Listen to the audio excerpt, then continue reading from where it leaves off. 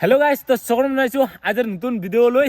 তো আৰু গাইজ, আমাৰ ওচৰতে ৰিন্দু বিন্দু পাহাৰত তো ফেষ্টিভেল হ'বৰ কাৰণে গৈ আছে। তো বহুতে জানে, তো 4 বছৰমান হ'লকৈ চাগে ৰিন্দু বিন্দু পাহাৰত। আৰু তো আমাৰ ৰাভা কালচাৰেল ফেষ্টিভেল প্ৰতি বছৰে হয়, কিন্তু যোৱাবাৰ হোৱা নাছিল। তো 2025 চনত হোৱা নাছিল। তো এইবাৰ 2026 চনৰ ফেব্ৰুৱাৰী মাহৰ আৰু আহি থকা ফেব্ৰুৱাৰী মাহৰ 6, 7, 8 তাৰিখলৈকে ৰাভা কালচাৰেল ফেষ্টিভেল হ'বৰ কাৰণে গৈ আছে। তো আপোনালোকে সকলোৱে আহিব আৰু কেনেকুৱাকৈ কি প্ৰস্তুতি চলি আছে আপোনালোকক দেখুৱাম। সেই ফেষ্টিভেলৰ কাৰণে একেলগে বহুত মানুহ ৰাভা হামজা নৃত্য প্ৰেক্টিছ কৰি আছে। তো সেইটো আপোনালোকক দেখুৱাম। তো চাই থাকিব, বহুত মানুহ একেলগে। আৰু তো মানে কি কয়, চেংৰা আৰু চিংৰি মানে কি ক'ম আৰু দৰাই আৰু গাভৰু একেলগে তো হামজা নৃত্য যিটো কৰে সেইটো আপোনালোকক দেখুৱাম। তো আৰু বহুত একেলগে বহুত মানুহ কেনেকুৱাকৈ দেখে আপোনালোকক দেখুৱাইছোঁ। কিমান দূৰ মানে প্ৰেক্টিছ কৰাতে কিমানখিনি হ'ল আৰু আপোনালোকক দেখুৱাই থাকিম। আৰু লগতে কালচাৰেল য'ত মানে ৰিন্দু বিন্দু পাহাৰত য'ত মেইন ঠাইত কিমানখিনি কি পৰিস্থিতি চলি আছে আপোনালোকক সেইটো দেখাম। তো চাই থাকিব। আহি পাইছোঁ মাকৰি ৰাসমেলা হোৱা ফিল্ডত। তো ইয়াতে বহুত কেইজন একেলগে গ্ৰুপত মানে হামজা নৃত্যটো কৰি আছে, সেইটো আপোনালোকক দেখুৱাম। প্ৰেক্টিছ চলি আছে আৰু ন এতিয়া, তো কমপ্লিট হোৱা নাই চাগে। তো প্ৰেক্টিছ লাহে চলি আছে আৰু এই চাওক এইফালে গ্ৰুপ ডেন্স।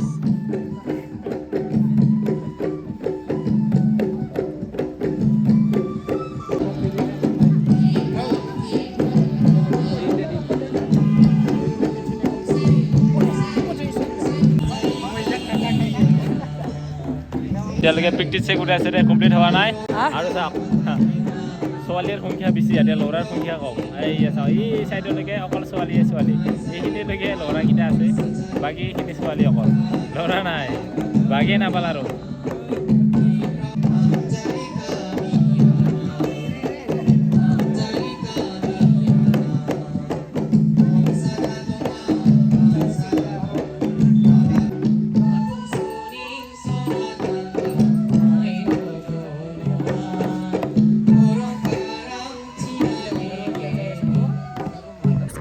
প্ৰেক্টিছ কৰিবৰ কাৰণে আহিব বিচাৰা, তো সেই হামজা নৃত্যটো ল'ৰাৰ সংখ্যাটো কম হৈ আছে, আহিব পাৰা।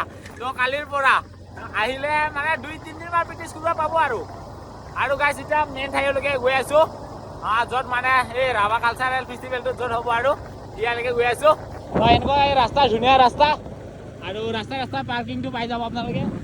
তো আপোনালোকে যদি দূৰৰ পৰা আহে তো গাড়ীৰ পাৰ্কিংটো এইখিনিতে হ'ব। এনেকুৱাকৈ বহুতখিনি এৰিয়া ডাঙৰ আৰু পাহাৰ ওচৰতে।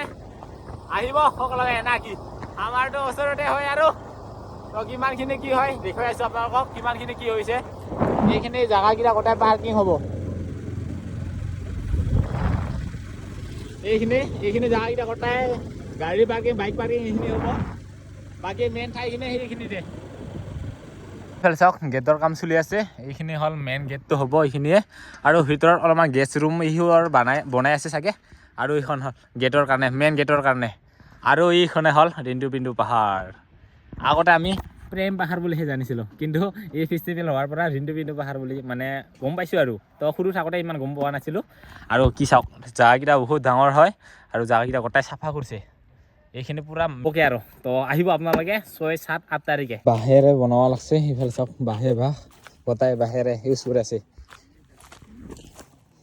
পুৰা গেটৰ কাম চলি আছে, এইখনে হ'ল মেইন গেট হ'ব। আৰু প্ৰদৰ্শনী এইবাৰ চাইড মানে চেঞ্জ কৰা হৈছে। তো আগতে মানে প্ৰদৰ্শনীটো ই চাইডত হৈ আছিল, এইবাৰ মানে ই চাইডত হ'ব প্ৰদৰ্শনীটো।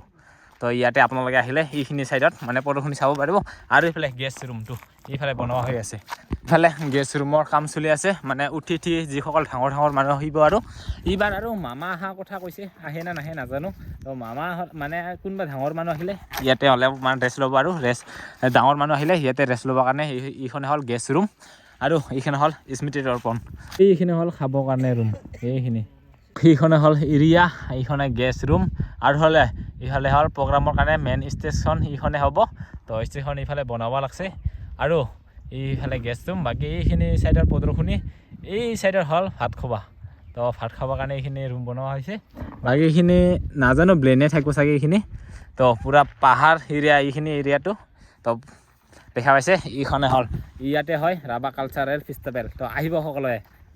তো অলপমান দেখুৱাই দিলোঁ, আপোনালোকক জনাই দিলোঁ। আৰু তো ফেব্ৰুৱাৰীৰ 6, 7, 8 তাৰিখলৈকে আছে। তো আহিব সকলোৱে। তো আৰু গাইজ এতিয়া যিটো বগৰী মানে বগৰীৰ ছিজন হৈ আছে, টেঙা ছিজন, তাকে এতিয়া পাৰিব যাম বুলি ভাবিছোঁ।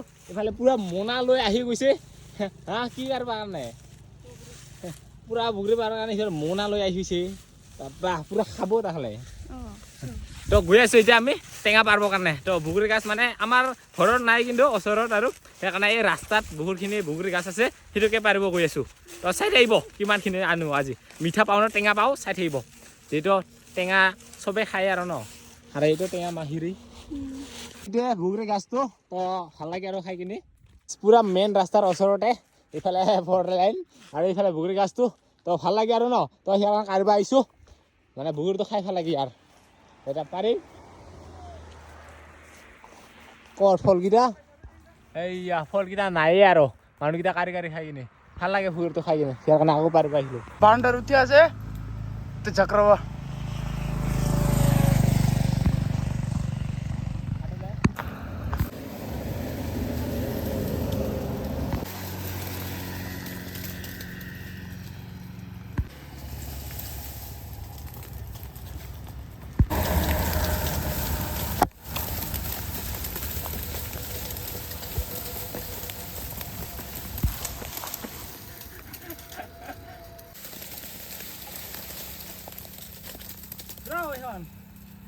চিধা বগৰী পাৰ কিনে গৈ আছো আমি খোজকাঢ়ি আৰু এইফালে আছে কি গাই হা এইফালে বগৰী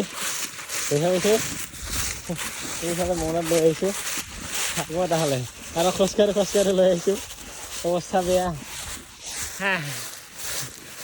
অলপমান দূৰ হৈ দিয়কচোন আমাৰ ঘৰৰ পৰা খোজকাঢ়ি আহিলোঁ লৈ আহিলোঁ এতিয়া আৰু বাকীকেইটা মানে অলপমান শুকুৱাই দিলোঁ আৰু এতিয়া মানে অলপমান মেচিনত গুড়া কৰি কিনি খাম এইফালে বগৰী ধুনীয়া জ্বালা আৰু নিমখ আছে তো একেলগে মিলি কিনি এতিয়া মেচিনত গুড়া কৰিম তাৰপিছত খাই আছোঁ কেনেকুৱাকৈ হয় এইফালেতো গিলিব লাগছে চেপ গিলিব লাগছে এইফালে চেচ পানী চানী ওলাই আৰু মুখৰ পৰা জলদি কৰ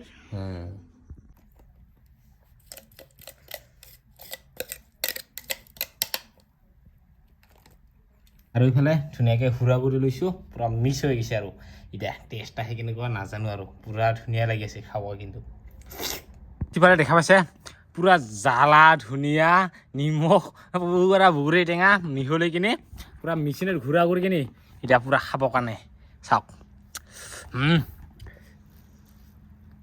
কি মজাকৈ নাকি